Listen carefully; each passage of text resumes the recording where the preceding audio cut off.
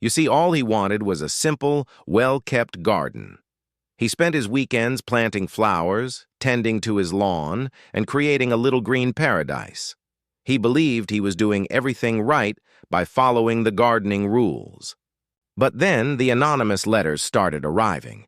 They were filled with petty complaints about his perfectly imperfect garden, claiming his rose bushes were a few inches too tall or that his tulips were a shade of red, not approved by the neighborhood committee. He tried to ignore them, but the letters escalated into threats, then fines. Little did he know, this wasn't just a dispute about a few flowers. It was a vicious campaign orchestrated by a woman who saw his joy as an affront to her power. And she was just getting started. John wasn't looking for drama. He was a simple guy with a simple dream, a home of his own. After years of hard work, he finally found it. A quaint house with a sprawling backyard, perfect for his two golden retrievers, Max and Cooper. The neighborhood, a quiet suburban cul-de-sac, called Whispering Pines, seemed idyllic. The lawns were manicured, the neighbors waved, and the air was always filled with the scent of blooming jasmine. Life was good. He spent his mornings sipping coffee on the porch, watching the dogs chase squirrels, and his weekends were a blur of DIY projects. He built a small fence to keep the dogs in and a beautiful wooden planter box for his wife's vegetables. It was a peaceful existence, a little slice of paradise he had built with his own two hands. He even got to know his next-door neighbor, a sweet old lady named Carol, who would often bake him her famous apple pie. She was the only person he ever saw on his street who seemed to mind her own business. The rest of the neighborhood was an enigma, but John didn't mind. He had his wife, his dogs, and his home. What more could a man ask for? But trouble was brewing beneath the surface. Whispering Pines was run by an HOA, and its president, a woman named Mildred, was a stickler for the rules. She was a legend in the neighborhood, known for her pristine lawn and her iron fist.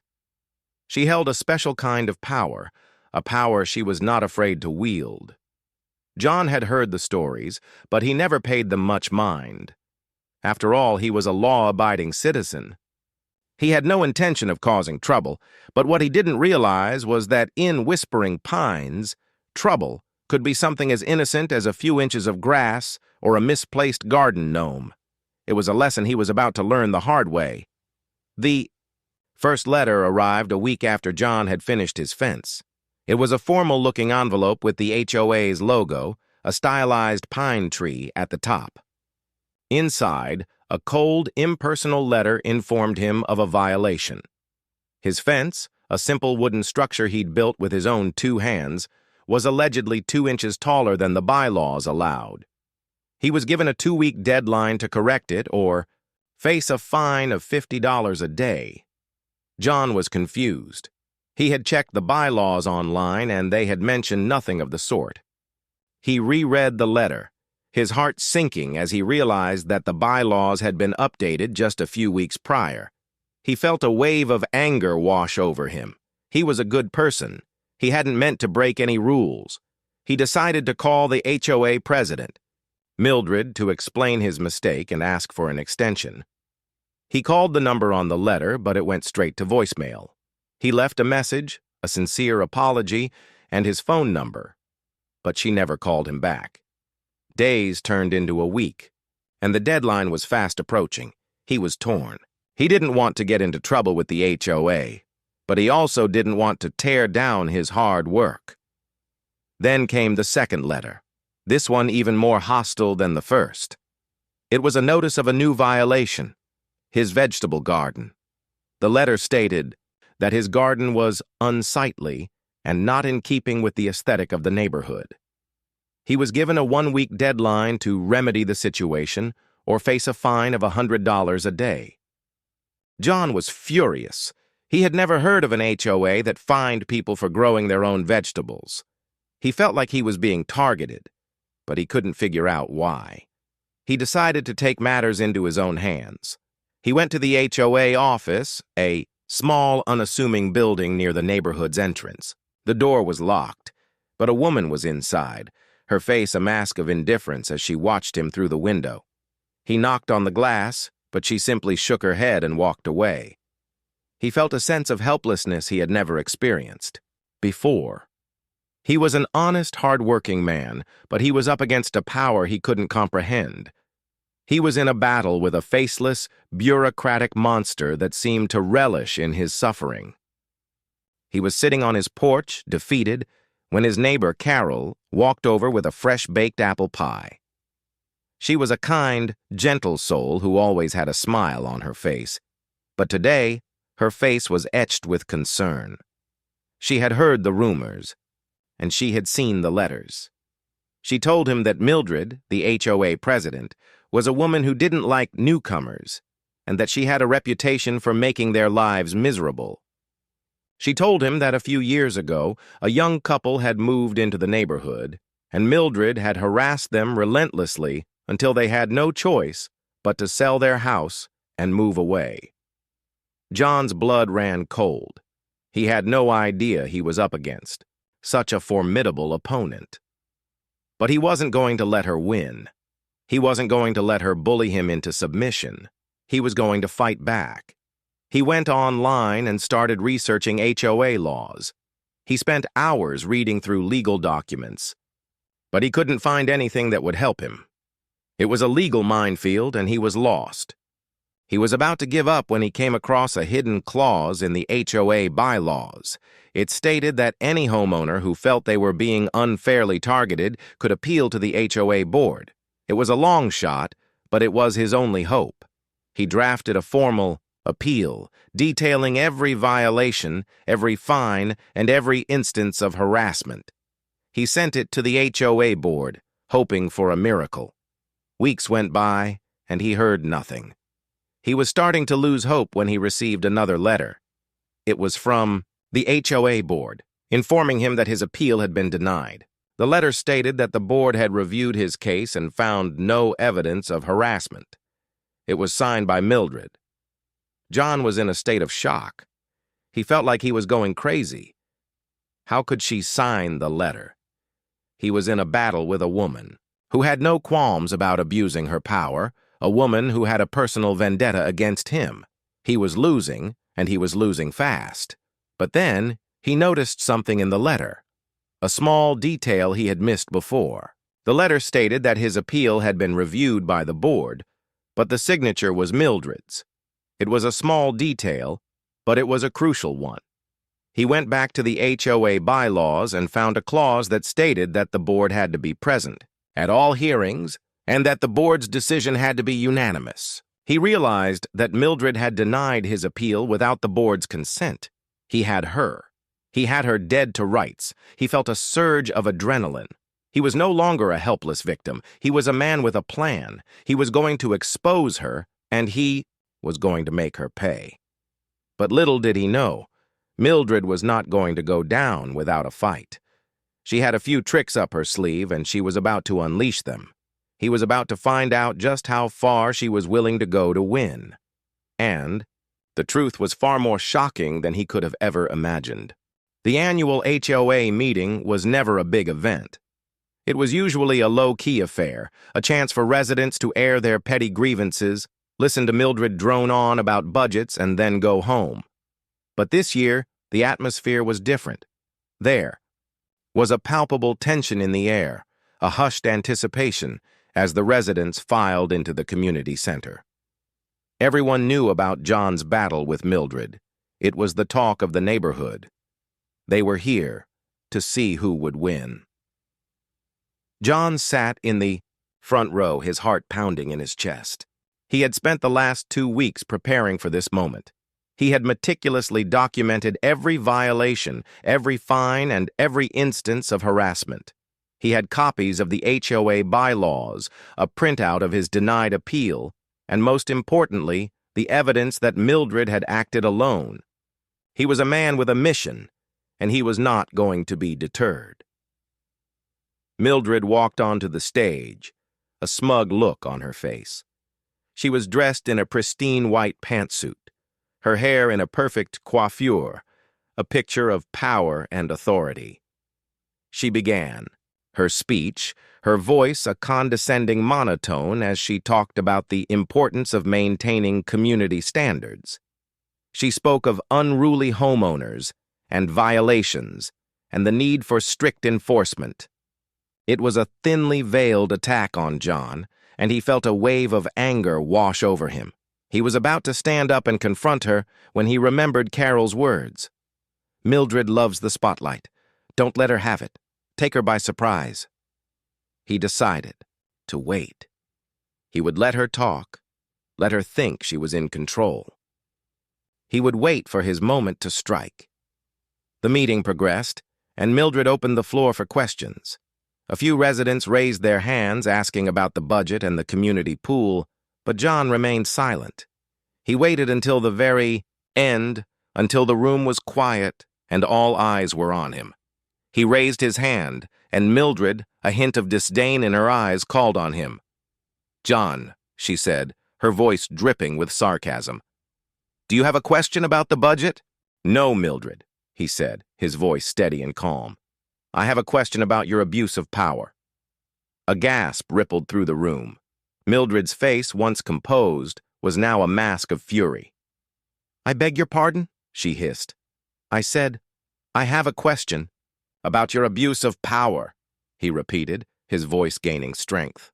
"I've been in this community for a year, and in that time, you've harassed me, you've fined me, and you've denied my appeal.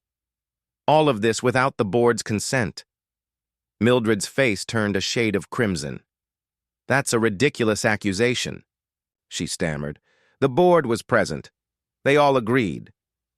"Oh, really?" John said, a sly smile on his face. He pulled a letter from his briefcase and held it up for everyone to see. "Then why is your signature the only one on this letter? The bylaws state that all board members must be present at all hearings and that the decision must be unanimous. It's right here in the bylaws, section 412, appeals process." A hush fell over the room as residents turned to each other, their faces filled with confusion and shock. Mildred was cornered. She had no way out. She had been caught red-handed. "This is a lie!" she shrieked. "He's making this up. I have the support of the board." But it was too late. John had a secret weapon, a trump card she never saw coming. He had a recording of a conversation with a former HOA board member who had resigned due to Mildred's constant manipulation. He had proof of her lies. He had proof of her corruption. He had proof of her abuse of power. He pressed play on his phone, and the voice of the former board member filled the room. "Mildred runs the show," the voice said. "She makes all the decisions on her own. She's a tyrant." The room erupted in a chorus of gasps and whispers. Mildred's face went pale. She had been exposed, her web of lies unraveled for all to see. She had lost. The meeting was over. The reign of Mildred was at an end. But the fallout was just beginning. John had won the battle, but little did he know he had just started a war. The immediate aftermath of the tumultuous HOA meeting was a quiet, stunned silence that hung heavy in the air. For a moment, no one moved. They simply stared at the empty stage where Mildred had just stood, her reign of terror brought to a sudden, inglorious end. Then a single person clapped, a slow, deliberate sound that broke the spell. Soon others joined in, and a ripple of applause swept through the community center, growing into a triumphant roar. Neighbors who had once been polite, strangers now converged on John, shaking his hand, patting him on the back, and thanking him profusely. The relief was a tangible thing, a weight lifted from the shoulders of everyone in Whispering Pines. The formal consequences were swift and unceremonious. The very next day, a notice was posted on the community board, a stark contrast to Mildred's usual imperious letters. It announced a special meeting to vote on the immediate removal of the HOA president, citing a violation of the bylaws. The vote was a landslide, a unanimous show of no confidence. Within a week, a new interim board was appointed, comprised of level-headed residents who had long felt the sting of Mildred's unreasonable rules. They immediately rescinded all of John's fines and offered to reimburse him for the legal fees he had incurred. He accepted the reimbursement, but politely declined their offer to join the new board. His fight, he explained, had never been about power. It had only ever been about peace. He had no interest in holding a position that had caused him so much grief, but the victory, as satisfying as it was, came at a price. The months of unrelenting stress and harassment had left a deep mark on him. The legal fees, even though they were eventually paid by the HOA, had initially taken a significant toll on his savings. He had to dip into his emergency fund just to keep up with the legal back and forth. The constant anxiety had also affected his sleep, leaving him exhausted and on edge. For weeks, every formal-looking envelope in his mailbox sent a jolt of fear through him. He would wake up in the middle of the night, his mind racing, replaying the meetings, the letters, and the threats. The fight had been a victory of spirit, but the emotional exhaustion was a real physical burden he had to carry for a long time. Yet a profound and unexpected change swept through the neighborhood. The quiet, impersonal nature of Whispering Pines began to dissolve, replaced by a sense of true community. Neighbors, once afraid to speak out, now felt safe to share their own stories of Mildred's petty tyrannies. They started a community garden, a place where people could grow what they wanted, not what the HOA approved. John's humble victory became a symbol of liberation. One afternoon, a young couple he barely knew knocked on his door. They brought him a plate of freshly baked cookies and told him they had been on the verge of selling their house because of a similar dispute with Mildred over a small patio they had built. They thanked him for saving their home, their dream. The feeling of vindication was a powerful balm to his weary soul. And Mildred? The public humiliation was a blow from which she could not recover. The woman who had built her entire identity around her authority and her pristine reputation was now a pariah in her own community. The neighbors who had once bowed to her iron will now turned their backs when they saw her. Her once perfect lawn, the symbol of her control, began to fall into disrepair.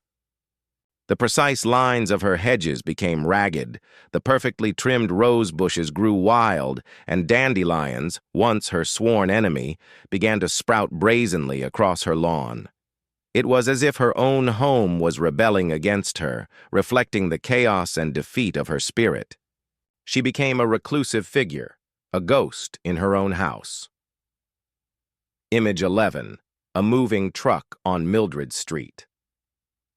After a few agonizing months, a for sale sign appeared on her lawn. One morning, John woke to the sight of a moving truck, and by the end of the day, she was gone, leaving behind a neighborhood that had been scarred by her presence, but ultimately made stronger by her absence. After a few agonizing months, a for sale sign appeared on her lawn. One morning, John woke to the sight of a moving truck, and by the end of the day, she was gone, leaving behind a neighborhood that had been scarred by her presence, but ultimately made stronger by her absence. In the quiet months that followed, John was able to return to the simple life he had always wanted. He spent his afternoons playing fetch with Max and Cooper in his backyard, now a sanctuary of his own making. The vegetable garden he had fought, so hard for flourished, yielding plump tomatoes and crisp lettuce that he and his wife enjoyed. The wooden fence, once the subject of a petty violation, now stood as a silent testament to his resilience. He realized that while the battle had been agonizing, it had taught him an invaluable lesson. The true value of a home isn't in its pristine condition or its adherence to a set of arbitrary rules, but in the peace and safety it provides. The real victory wasn't just in exposing Mildred's lies, but in reclaiming his own joy and helping to liberate an entire community from the shadow of one person's misplaced power. It was a powerful reminder that sometimes the quietest acts of defiance can create the loudest changes, and that one person's courage can inspire a revolution.